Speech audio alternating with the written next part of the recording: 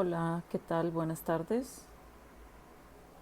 Eh, Mi nombre es Gisela Carlos Fregoso. Este, Soy profesora de la Universidad de Guadalajara y miembro del colectivo Coopera, que es colectivo para eliminar el racismo. Y estoy haciendo el video desde Guadalajara, México, que es como el occidente del país. Y este video es para hablar sobre. Es un ejercicio, de hecho, ¿no? Es un ejercicio para hablar sobre racismo y educación. Eh, como entender cómo es que se ha llegado a la discusión, ¿no? Aquí en México y qué rastros de discusión de otros lugares hay aquí en México, ¿no? Y al respecto, yo quisiera decir que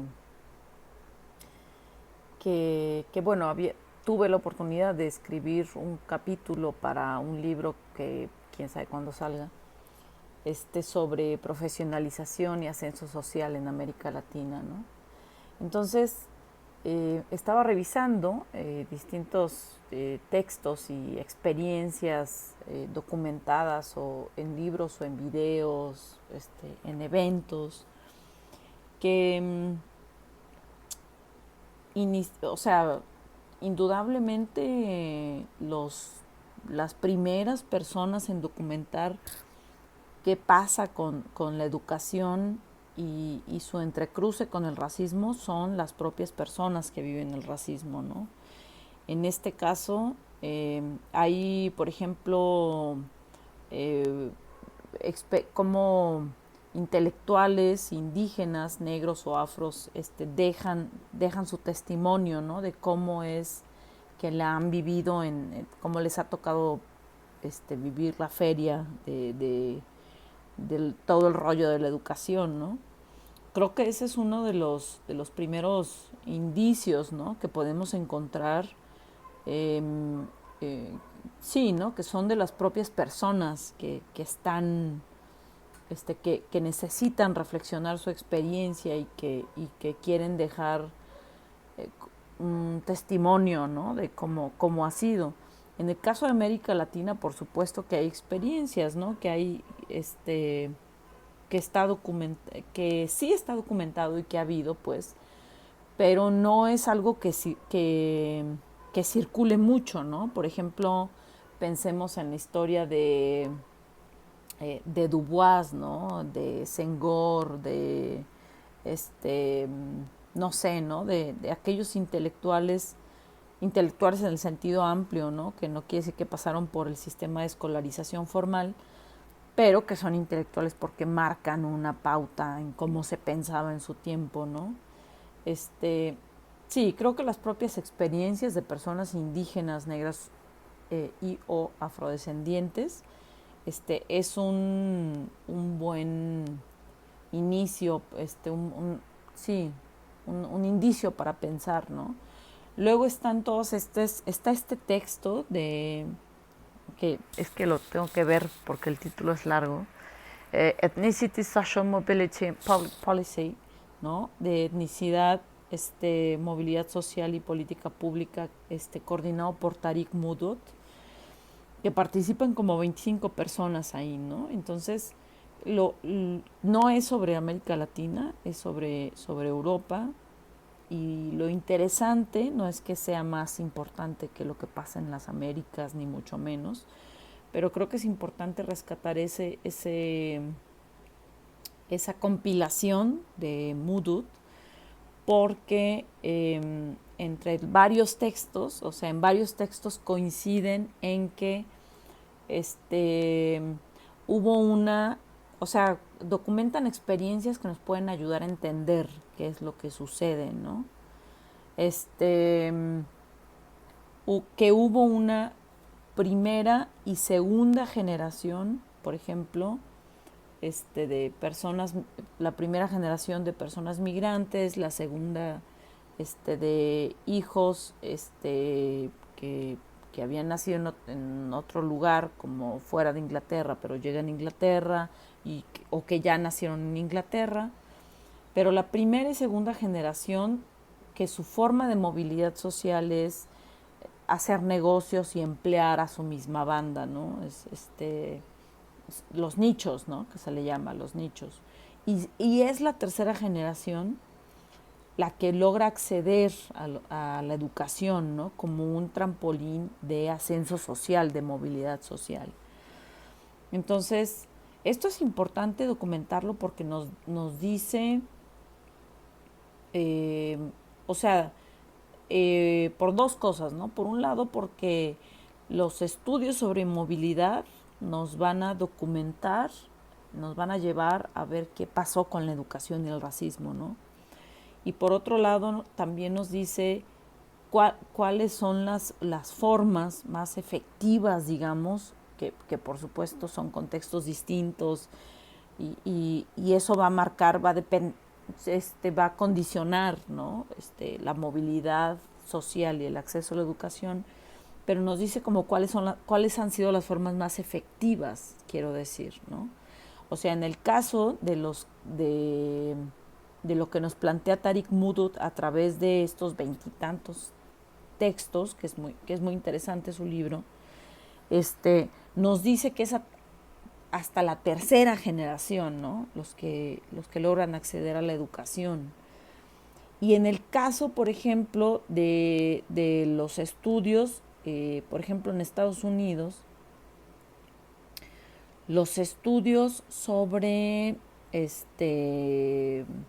las personas negras que trabajaron en el tren, ¿no? O sea, abriendo la puerta, cerrando la puerta, haciendo el silbato, ¿no?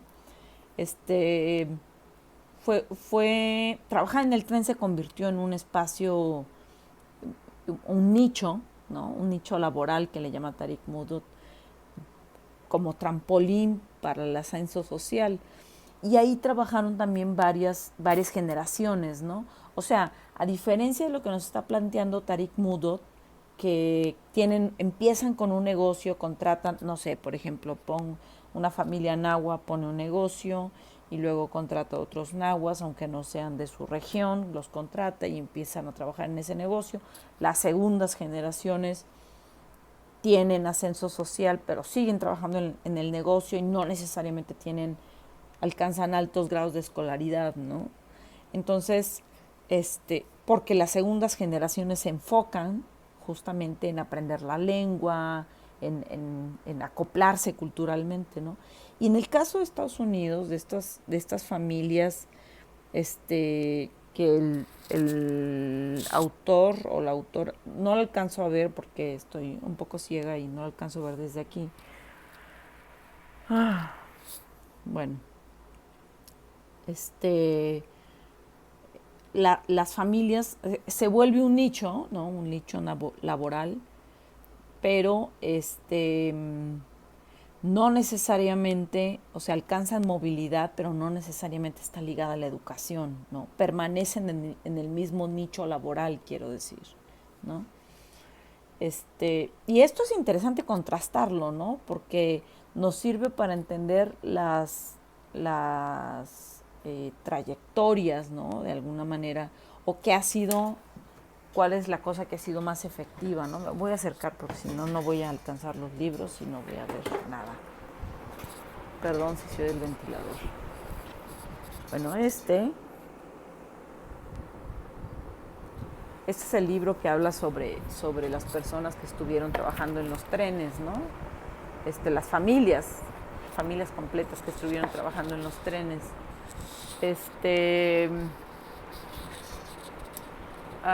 El libro de Tariq Mudut es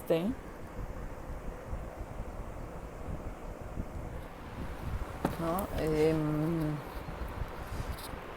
Aunque, por ejemplo, si nos salimos de Europa y los países anglo o históricamente blancos y nos vamos al Caribe, también tenemos ¿no? Que es cómo la gente accedía sobre clase, ¿no? O sea, otra forma de entender el maridaje entre racismo y educación es entender los estudios sobre clase, pues, ¿no? Si queremos rastrear, ¿no? Sobre clase, que tiene que ver con ascenso social, pues, ¿no? O sea, sí, tiene que ver con ascenso social y cómo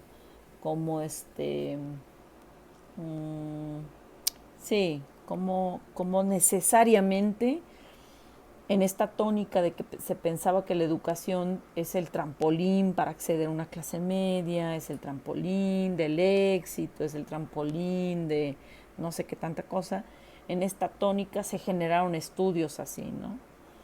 Y, y bueno, ya se hizo muy largo en este video, ¿no? Pero en América Latina basta decir que que hay diversos estudios, los primeros quizá pudiera ser rastreando las trayectorias, las experiencias personales de los propios intelectuales indígenas, negros y afros que han vivido el racismo, esa es una línea. Y la otra creo que tiene que ver con las disputas entre antropología y sociología, donde quienes se han enfocado en estudios sobre movilidad social, sobre ascenso social y profesionalización, que lleva, o sea, no necesariamente en educación y racismo, pero que necesariamente tienen que ver el tema, son los sociólogos, ¿no? Están los trabajos de Antonio Sergio Alfredo Guimarães en Brasil, está esta investigación de Mara Viveros, ¿no? Donde participó este joven que no me acuerdo su nombre y Fernando Urrea, ¿no? De gente negra en Colombia, y luego su investigación sobre las personas negras de clase media, en fin, ¿no? O sea, hay distintos textos. Y por supuesto está la investigación de Irma Alicia Velázquez Nimatug, que es clases medias, indígenas en Guatemala, ¿no? Entonces, bueno, eso, eso es todo. Luego le sigo porque ya tengo que irme a una reunión y no alcanzo.